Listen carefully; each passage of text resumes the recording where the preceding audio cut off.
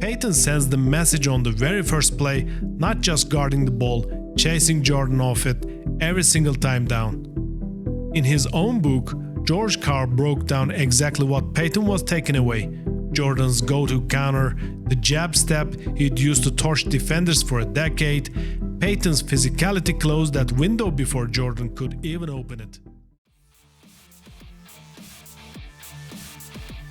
All right, welcome back to the show, everybody. Hope y'all are having a great day so far.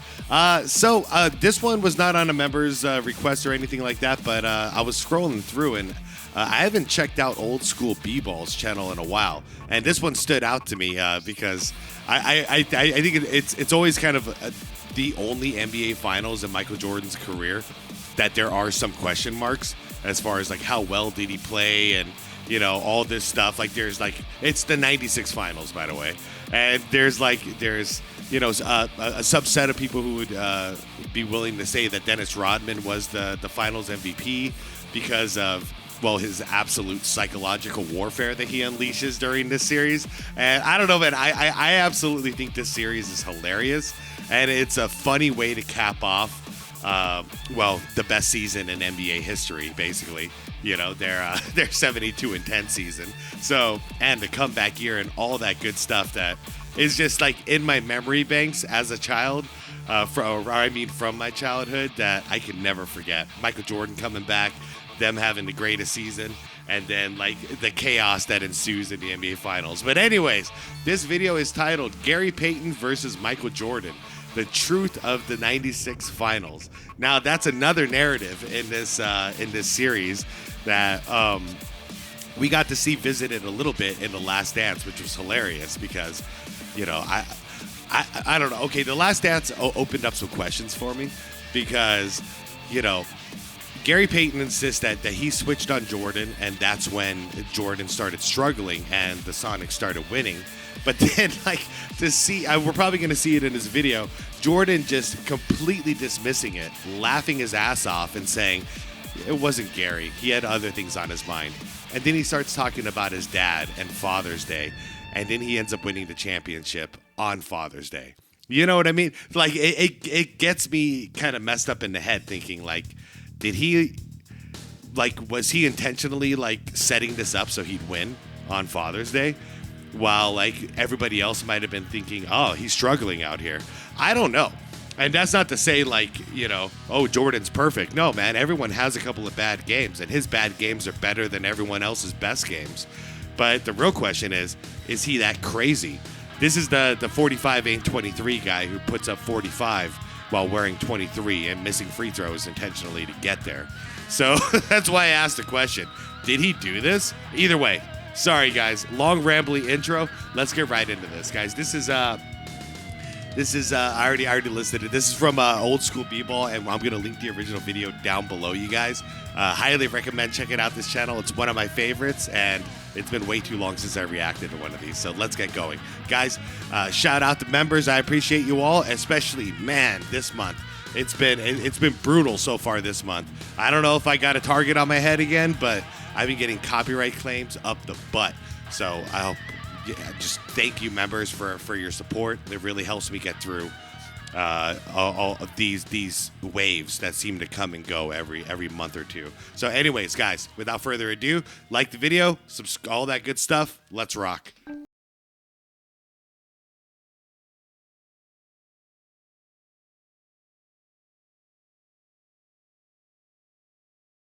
Glove.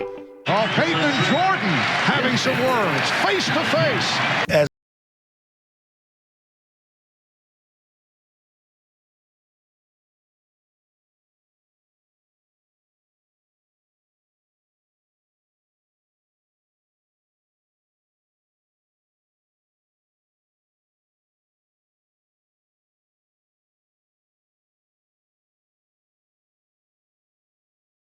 The Seattle Supersonics walk into the finals with the second best record in basketball, behind only one team, a Chicago Bulls squad that just went 7-2-10.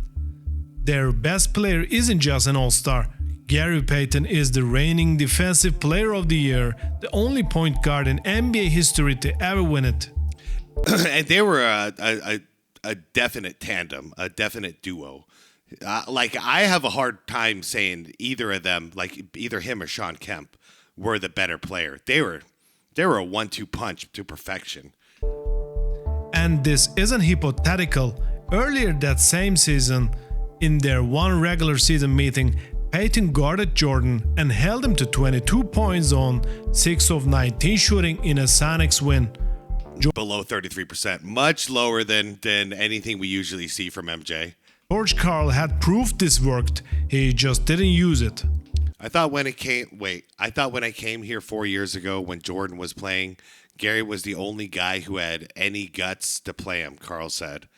Payton was 6'4". Wow. Everybody else was in awe of him. So my basic theory is you can say hello to. It's a good point. So if you can acknowledge that, why didn't you put Gary Payton on MJ the entire series? I'll always wonder that. Why did Gary have to fight George Karl, basically, and argue with him and demand that he's gonna guard him instead of just assigning him? Through the first 2 games, Payton isn't guarding Jordan at all, and nobody's guarding Payton with Jordan either. That job belongs to Ron Harper, with Jordan and Pippen occasionally spelling him. Payton, who had been averaging 21 points a game in the playoffs, gets held to 13 in each of the first 2 games. The Chicago media pile-on starts almost immediately. One national columnist calls him a pretentious little flipper. Flipper? Even Seattle's own coach is describing The hell's a flipper? Payton as the priority Chicago's game planning around, while still not trusting him on the other end. I mean, it was a simple offense. You got your dynamic between Gary Payton and Shawn Kemp, which is unlimited options. Then you got Hershey running all over the perimeter. And honestly, I'm kind of surprised Jordan guarded Hershey instead of Gary Payton, because Gary Payton's more of a, what do I want to say? He's not the quickest guy. He's not running all over the place. So him guarding Hershey means he had to. It's almost like guarding a Reggie Miller, running through screens, going from end to end of the court. That gets you pretty damn tired, as opposed to guarding more of a face-up player like a Gary Payton, who's just, he's running basic pick and rolls often. So that does surprise me. I think he could have saved more energy if he was guarding Gary Payton. And that's not to say, like, to criticize a game style or anything like that. It's just Hershey and Gary play completely different roles, and one is running around a lot more than the other. On paper, the move is obvious. Put the best defender in basketball on the best offensive player in basketball from tip-off. Absolutely, that's what I would have done. Game 1. George Karl doesn't do that. Payton is playing through a torn calf from the Western Conference Finals. His backup, Nate McMillan, is playing through a bad back. 6 minutes in Game 1, out for the next 2 entirely. Seattle's bench is thin, and Utah just held this offense to 89 points a game in the series before this one. So Karl makes the conservative call, protect Payton's legs, let him focus on scoring, hope the team defense holds up without him chasing Jordan around every screen. Okay, I didn't know about the injury. That does make sense then. Yeah, we can't have him running the offense and trying to shut down the best scorer we've ever seen. I kind of get it, but also it's the finals. So this is like, we got to win 4 more games and then we're out of here. So that would be a hard decision as a coach. I understand, because you don't want Payton to go out there and then he just gets injured in Game 1, and then that's the end of the finals. That's a hard choice. Primary defensive assignment on Michael Jordan goes to Hersey Hawkins instead. Yep. Not a woke team defense plan, a specific name decision. Yeah, he's more of a shooter. Hershey was a hell of a runner and a shooter. Run through screens, pop. Doesn't hold.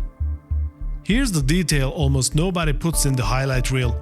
While Seattle's coach is deciding not to trust his best defender in Jordan, a Bulls role player named Randy Brown is quietly doing to Payton exactly what Payton wants to do to Jordan. Mm-hmm. Brown guys, I know there's a lot of Randy Brown haters out there, but these are the reasons why I loved him. You needed a defensive just specialist. that's fast because Ron Harper was great, Michael Jordan was great, but neither of them had the foot speed of a Randy Brown who can get low because he's short and he's quick. Payton to 6 of 15 shooting in Game 2, 7 of 15 in Game 3. Nobody is talking about it because it isn't the story yet, but it will matter later. 28, 29, 36. Jordan averages 31 points a game and shoots 46% from the floor across the first 3 games. Chicago wins all 3 by an average of over 14 points. Game 3 is the breaking point. At 22-point blowout. Good is over. Yeah, that is how we all felt. In Seattle's own building, 108-86. The Sonics are down 3-0, and the series, by any normal measure, is already over. Even the man who made the call admits, decades later, he waited too long. Wow, okay. All right. At least he admits it, okay. Game 4. Yeah, I would. Okay, if I can meet in the middle and kind of be fair to George because of the situation that they were in. The first game, fine. Okay, let's see if we can win without Gary, extending himself on both ends. Game 2, I don't know, man. If we were down by half, I think that's when I would make that move because it's like we can't go down 0-2 to these Chicago Bulls. We can't. We can't do it while they got home court advantage. On 3-0. That would be my point. When would your point be, guys? Would it be after Game 2? Would it have been all series? You put Gary on Jordan? Because I probably would have done it halftime, Game 2. If we're not winning. If we're winning, I might let it ride and see if we can win it. And by worst case scenario, if that blows up in my face, starting Game 3, Gary's on MJ. With nothing left to lose, Carl finally does what should have happened a week earlier. Gary Payton is on Michael Jordan. What almost nobody remembers about this game, Chicago came into that building hours early and rehearsed the trophy presentation. There was a sweep party planned back in Chicago. Both got called off. Payton sends the message on the very first play, not just guarding the ball, chasing Jordan off it every single time down. In his own book, George Carr broke down exactly what Payton was taking away. Jordan's go-to counter, the jab step he'd used to torch defenders for a decade. Payton's physicality closed that window before Jordan could even open it. Yeah, look at all the contact back then, man. This was a very physical series. It works immediately. Jordan shoots 6 for 19 from the field in Game 4, his worst shooting night of the series by a wide margin. Yeah, I've watched these games multiple times. It's been a little while now, but yeah, Jordan becomes just a straight jump shooter for a little while here, and normally that's not a problem for MJ. That's his bread and butter, but for whatever reason, it seemed like since he wasn't getting to the basket, his outside shot just wasn't falling. And that is the order of operations he usually goes. He likes to start at the basket and then work his way out. But it just was not falling here. And to Gary's credit, he was giving Jordan some trouble catching the ball deep or getting to the basket. Not a laugh from a 2020 documentary chair. That is Michael Jordan. Wait. Okay, so he said this in 96. I really don't think Gary's defense dictated the way I played or the frustration I had. I mean, I can back that up a little bit. I think Gary did have an effect on him by frustrating him because mainly what Gary did was make it really hard to catch the ball because Jordan plays off ball. So Jordan had to use a ton of energy before he even got the ball, right? And then whatever happened after that, it was really just Jordan was not hitting shots. And that was the other half of the frustration. So I think he's half telling the truth here, 2 days after. But if he would have hit those shots, that's a controllable. He could have, that could have canceled out Gary frustrating him. But he didn't hit those shots. Going 6 for 19, saying the exact same thing to reporters' faces in real time. Seattle wins Game 4. Seattle wins Game 5. For 1 week in June of 1996, the impossible is actually happening. A team is clawing its way back on Michael Jordan. Game 6, Chicago. needing one win to close it out, and Payton has arguably his best defensive game of the series. Jordan finishes with 22 points, a series low. But look at what Seattle 3-point. Okay. Actually decides Game 6. It isn't a shutdown possession. Oh, and by the way, this is his all-time low, his career low in the NBA Finals. I mean, that's one of those like, how freaking good is this guy moments. You know, this is the worst he's ever shot in an NBA Finals game. 22 points. But look at what actually decides Game 6. It isn't a shutdown possession on Jordan. It is Dennis Rodman eating every rebound in sight, and Seattle's shooters going ice cold. 5 for 24 from 3. Chicago needs only 87 points to win the title. I'll say it proud here. 1996, Dennis Rodman is the greatest rebounder I've ever seen in my entire life. I did not live to see Wilt in his prime or anything like that, so I didn't see any of that. Dennis was an absolute monster in 1996. Guy was getting 24 rebounds, 22 rebounds, like just almost every single game. And you better believe 10 of those, 12 of those are offensive rebounds for second chance points.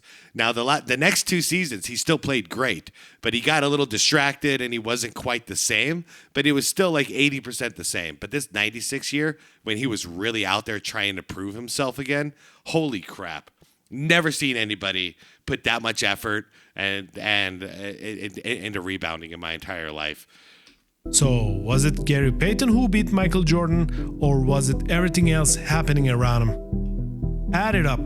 Across games 4 through 6, on the possessions where Gary Payton was the primary defender directly in front of him, Michael Jordan shot 14 for 25. 56%, higher than Jordan shot for his entire career average. So if Payton wasn't actually beating him possession to possession, what dropped Jordan's numbers? Attrition. Not one man locking up another, but an entire defense grinding down a player in his first full 82-game season back from retirement. Yep, this is what I'm glad you see it too. This is exactly what I see every time I watch a series. Look how frustrated he is and how hard he has to work to get this ball.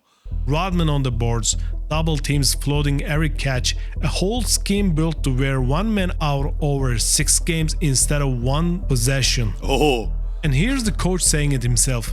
The same week it happened, not decades later. True. Even Carl, the man who made the switch everyone credits to Payton alone, is on the record calling it a team effort while it's still happening. And Jordan, well, it kind of was. I mean, okay, yeah, Gary's doing the majority of the heavy lifting there, but everyone is coming out with that weak side help, you know, and anytime Jordan tries to slash through to the other side of the court, everyone's giving him a little hit. It all adds up. The whole team has to be involved, but you need that individual dedication of a crazy guy like Gary Payton, who's just going to play you like a junkyard dog the entire time. That off-the-ball defense is so underappreciated, especially nowadays because they're not even allowed to do it. You know, all the stuff you're seeing, all the footage here, they would have called a foul like in a split second if modern NBA refs saw any of this stuff. Himself admits it, not blaming Payton, not blaming anyone, just fatigue, which is exactly what the possession data says actually happened. Wow. Well, sorry, my dog. What you mad at, girl? What you mad at? What you mad at? Don't worry. MJ's he's gonna figure it out. He's gonna win. He's gonna win. I'm sorry, you guys. Come here, girl. I never actually thought about it being fatigue, but his first full year back in the NBA, and he goes all the way to the NBA Finals. Fatigue actually does make a lot of sense. Jordan's own teammate is defending him in real time. For real, sorry about the barking. Arguing this was never a one-on-one story to begin with, which means both of these men have been telling the truth. Jordan's laugh isn't a lie. Possession for possession, Payton never actually shut him down, and Payton's numbers aren't a lie either. The production really did fall off a cliff once the assignment changed. They're just each holding the one stat that makes them look right. But then, okay, fatigue, yes, but fatigue because the season, or fatigue because of the battling he has to do to get the ball because of Gary Payton being the way he is, or a combination of both. These are things we'll never truly know, I guess. But I'd love to hear your guys' thoughts in the comments. Like, what? How do you view this? Like, what do you actually think went down here? Zoom out even further and the number gets bigger than just this series. Across all 6 of Michael Jordan's finals trips, 1996 was statistically his worst. Yeah. His lowest field goal percentage, his second lowest 3-point percentage, and man, it just shows. Stupid Bulls make him retire at this point, you know? Like, stupid Chicago Bulls. Look at them. Like, you don't see a chart like this and then sell it. You know, you don't do that. You got to let it ride, man. Look at this. Man. While in his first one, you know, you could see like maybe possible to, no, you can't really. Never mind. Lowest field goal percentage, his second lowest 3-point percentage, and his lowest scoring average by 5 points a game. Whatever happened in that series, it wasn't a normal Jordan finals. And here's the wrinkle even Seattle's own locker room doesn't agree on. Payton's own teammate, Hand Kam, has said more recently that it wasn't Jordan or Payton who decided that series at all. So pick your villain. Payton says it was him, Kam says it was Rodman, Jordan says it was nobody. The tape says all 3 of them are a little bit right. I like it. Jordan says it was nobody. And the bottom line, that's what happened. What happened? The Bulls all together beat the Supersonics. We could talk about all these individual stories all we want, but everybody had to rise up to the task. Even the coach who made the switch, the man everyone blames for waiting, isn't sure it would have changed anything. 30 years later, they're still arguing about a game that both of them, in their own way, actually won. Dang. That's the end of the video, you guys. Man, that was a good video. This one, I feel like we could revisit this one endlessly because the bottom line for everything, and I like the way old school people. By the way, the link is down below in the description if you want to check out the channel. Fantastic videos, as you can see. I mean, the bottom line to me is just one team beat the other team, and those Bulls were good, man. They were a great unit, especially that year. Everyone was healthy. They were all unified for that year. Those Sonics were great too, but it's sounding the more I paid attention to the beginning of this video, the more I'm realizing they were a little bit banged up, and the Bulls were pretty healthy at this point. You can't say the same about the next 2 NBA finals for the Bulls. You know, they were pretty busted up, but this one, they were pretty healthy, except for MJ was probably, very fatigued from, not playing basketball for the 2 years prior to this, or the year and a half. But it definitely got to just be a case of one team outwitted the other team. And you can talk about Dennis Rodman all day on this one because he was a huge factor in this, you know. But then we could talk about the Seattle Supersonics, and it wasn't just Gary Payton and his defense. You know, it took everybody else in there too. Like Shawn Kemp's got to get his flowers, but I agree. There's multiple narratives in here. I agree with Gary Payton. I agree with Michael Jordan, and I agree with Shawn Kemp, and I agree with George Karl. I think everyone is telling the truth. You know, this is just how it all plays out.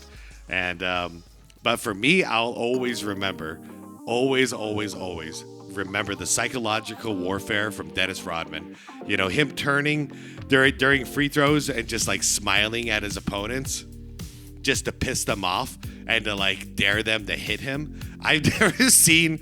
It was like a real life Batman like supervillain in real life in the NBA Finals in a Chicago Bulls jersey.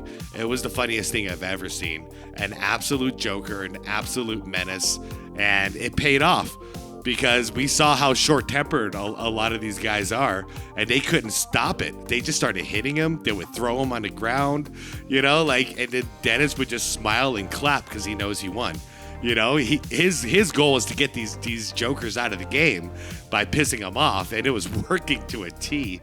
So anyways, to me, that's always going to be the main storyline, because it's the funniest storyline out of the NBA Finals. And if you guys have some free time, man, look it up on YouTube, watch the 96 Finals, and just watch Dennis Rodman.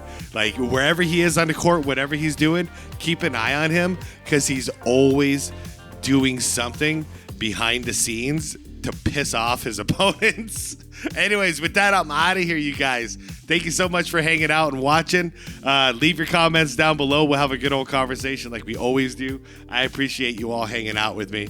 And I'm out of here, guys. Like the video, subscribe if you want more content like this. And most importantly, is to be water, my friends. Peace out.